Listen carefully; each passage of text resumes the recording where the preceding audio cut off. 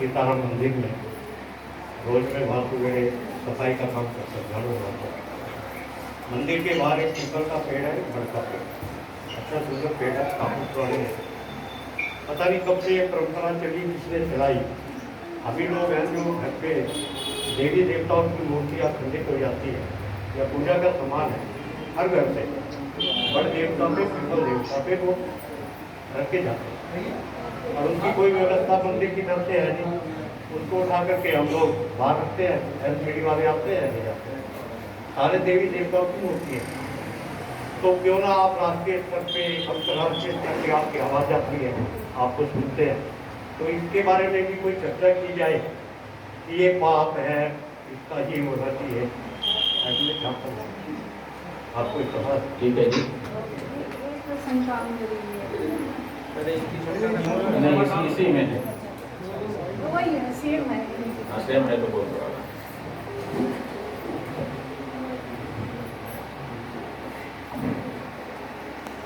परम पूज्य शंकराचार्य जी जो हमारे बीच में आए हैं, उनका मैं अभिवादन करती हूँ, चरण वंदन करती हूँ, सशक्त नमन करती हूँ। और जो हमारे गुरु यहाँ पर बैठे हैं उनको भी प्रणाम करती हूँ। यहाँ पे जो भी बुद्धिजीवी वर्ग बैठा है, महिलाएं बैठी हैं, सभी का मैं अभिनंदन करती हूँ, स्वागत करती हूँ। मुझे बहुत खुशी हुई आज यहाँ पर आकर के। हमारी माँ कैलाशी देवी गिरी जी यहाँ पर मेरे को लाई और मुझे बहुत ही भाव विभोर हो गई हूँ मैं, और खुद को रोक नहीं पाई। मैं श्री बद्रीनाथ मंदिर में आदि गुरु शंकराचार्य के परिवार से, मुख्य पूजकों में से हूँ। मेरे दादा परंपरा रही है, परदादा, और सभी बद्रीनाथ के पूजक रहे हैं। वर्तमान में मेरा छोटा भाई वहाँ पे बड़ाचारी है, क्योंकि शंकराचार्य जी की पूजा वही कर सकते हैं वहाँ बद्रीनाथ की जो ब्रह्मचारी होते हैं। मैं जिस तरह से इन्होंने एक शंका की बात करी, तो मुझे भी ये शंका है, क्योंकि मैं पूजक परिवार से हूँ। तो मैंने देखा कि जो पूजक परिवार है, जैसे हमारे चाचा जी होते थे और परिवार के लोग होते थे जो वहाँ पे पूजा करते थे, तो मंदिर की तरफ से उनके परिवारों की कोई, वो काल के गार में समा गए, दिवंगत हो गए, स्वर्गवासी हो गए, मंदिर की तरफ से उनके परिवारों की व्यवस्था में कभी कोई योगदान मैंने नहीं देखा। वो उनके छोटे छोटे बच्चे होते थे, विधवा होती थी। यहाँ तक देखा मैंने कि एक विधवा ने उसकी बेटी ने, दोनों ने हल को अपने कंधे से लगाकर जोता उमट्टा ग्राम में, और तब जाके उन्होंने खेती करके रोटी खाई 2 जून की। वो लोग भीख मांगने को मजबूर होते हैं। मुख्य पूजक, हमारी संस्कृति के रक्षक जो मंदिरों में मुख्य पूजक हैं, और आज भी यह स्थितियाँ मैं देखती हूँ कि वहाँ पे जब भक्त आते हैं तो जो मंदिर में चढ़ावा देना चाहते हैं पूजकों को, मंदिर कमेटी के कर्मचारी उनके हाथ से चढ़ावा खींच के उसमें डालते हैं। तो इस व्यवस्था पे मैं ज़्यादा न कह करके, क्योंकि परम गुरु शंकराचार्य जी हमारे बीच में है, तो हमारी तो बहुत छोटी सी आवाज़ है। तो इन मुद्दों को लेकर के हम काम भी कर रहे हैं और उन परिवारों को पोषित, पल्लवित और मदद भी कर रहे हैं जो इस तरह के धर्म पूजकों के परिवार हैं। हमें उनकी रक्षा करने के लिए हम सोच रहे हैं। हमने एक शक्ति कुंज फाउंडेशन बनाया है, जिसके माध्यम से हमने शांति सेना का निर्माण किया है, और उसमें हमने उन वैदिक शिक्षा प्राप्त गुरुओं को, बच्चों को जो कि सनातन धर्म की शिक्षा ग्रहण कर रहे हैं, उनको शांति सेना के शिक्षक के रूप में थोड़ा थोड़ा स्टाइपेंड दे के, पैसा दे करके उनको पूरे भारत में नहीं पूरे विश्व में हम लोग भेजने की व्यवस्था कर रहे हैं। हम अन्य सरकारों से भी बात कर रहे हैं। तो गुरुदेव जी की ही कृपा है, हम लोग सक्षम होंगे। आप एक बहुत बड़ा माध्यम है। तो मैं अपनी छोटी सी बात यहीं पे समाप्त करती हूँ और गुरु जी को सचेत प्रणाम करती हूँ।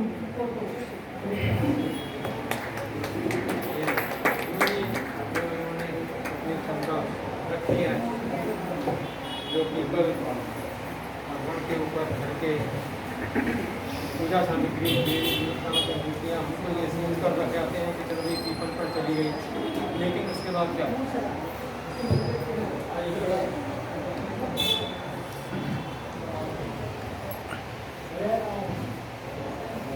कुछ चीज़ें व्यवहार की वो भी बहुत मायने रखते हैं। जैसे यही एक प्रश्न लोग पूजा कर रहे हैं।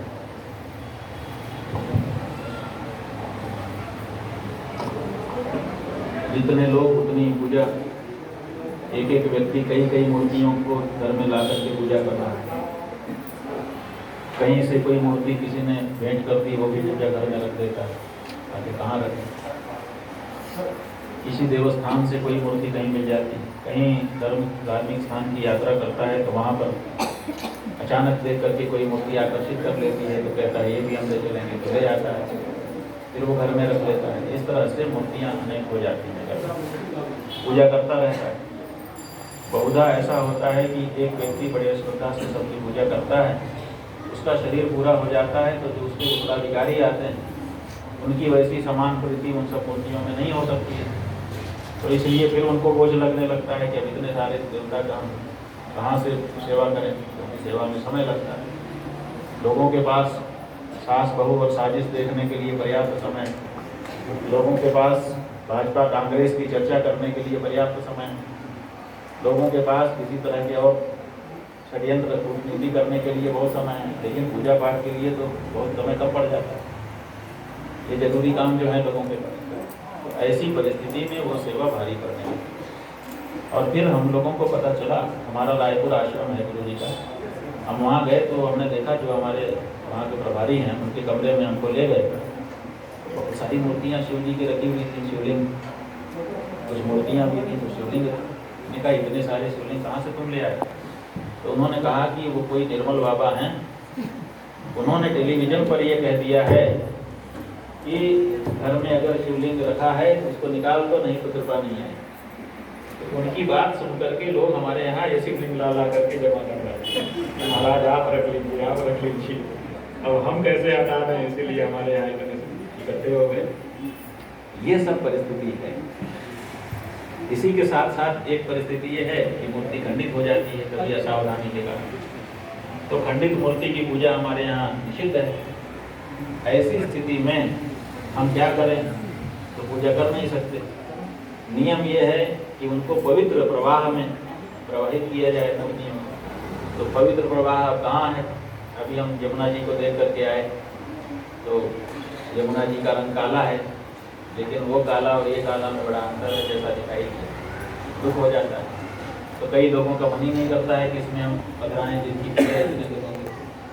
ऐसे कई कारण, कई लोग इतने प्रवाह तक जा नहीं पाते हैं, बगल बगल में मोहल्ले में जो पवित्र स्थान है वहाँ तक पहुँचाना चाहते हैं, तो वो ला करके आपके पेड़ के नीचे उनको रख दे रहे हैं। तो हम तो समझते हैं कि ये ठीक ही है, कहीं भी वो तो कम से कम MCD के कचरे वाली थैली में नहीं फेंक रहे। इतनी आस्था तो उनके अंदर कम से कम है कि वो उस मूर्ति को ला करके किसी पवित्र स्थान में रख दें। हाँ बिल्कुल, हम ये कहना चाहते हैं कि एक व्यक्ति के स्तर पर उनको हम ठीक मान रहे हैं कि वो पवित्र स्थान तक लाए। अब हमारी जिम्मेदारी बन जाती है, क्योंकि हम एक मंदिर हैं, हम एक समिति हैं, हम एक समाज हैं, कम से कम 50-100 लोग हमसे जुड़े हुए हैं। तो हमारी ये जिम्मेदारी बन जाती है कि 1 साल में एक बार, 6 महीने में एक बार, 3 महीने में एक बार, 1 महीने में एक बार, जितनी मूर्तियों की संख्या है, हम लोग ऐसा कोई कार्यक्रम बनाएं कि उन मूर्तियों को ठीक से पूजा करके और किसी व्यक्ति को नियुक्त करें कि भैया इतनी मूर्तियों को ये लोग कार्टून में रखो, पूजा पहले होगी, फिर उनको जमाया जाएगा और ले जा करके विसर्जित करके और उतना किराया हम कमेटी की ओर से देते हैं।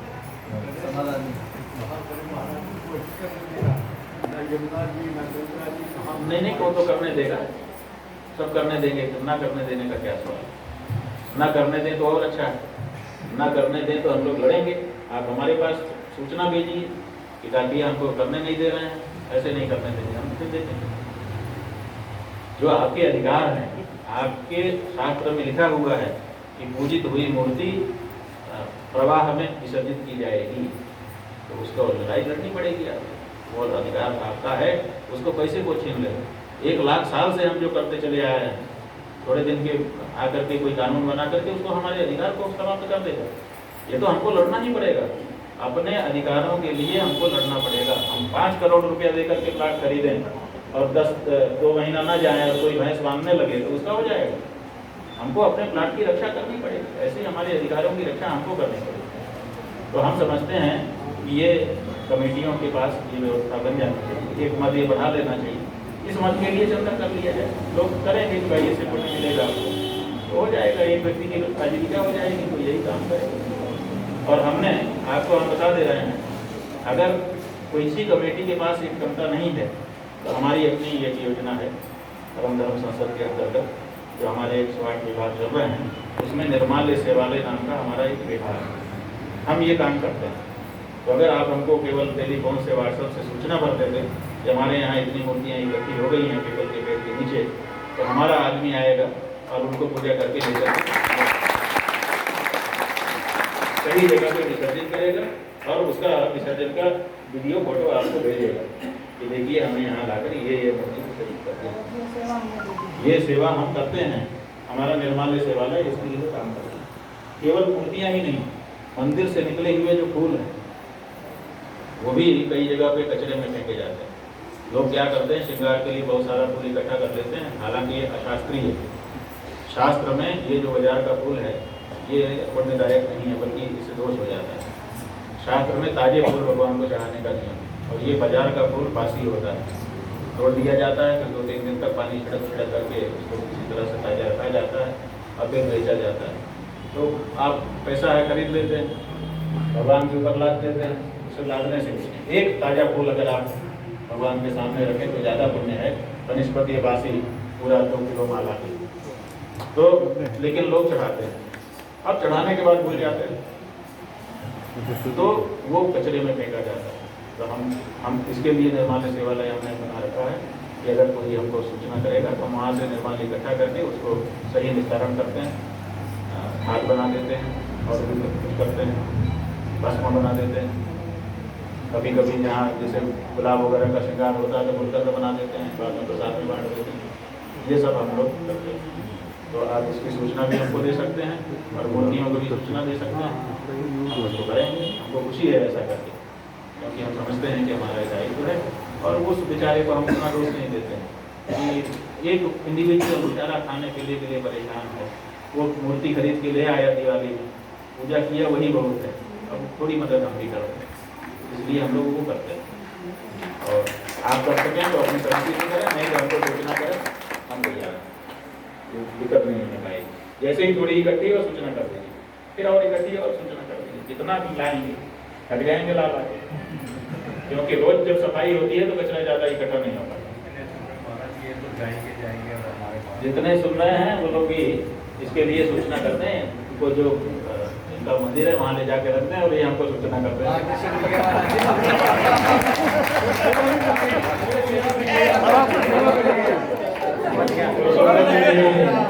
सेवा देते हैं बहुत अच्छा, इसी बहाने कम से कम इनसे जुड़ाव रहेगा, नहीं तो आज की सभा के बाद हम पुरुषोत्तम जी को भूल जाएंगे। पुरुषोत्तम जी हमको अगर ये वाला मामला चलता रहेगा तो इससे हमारा भगवान जुड़ाव बना देगा।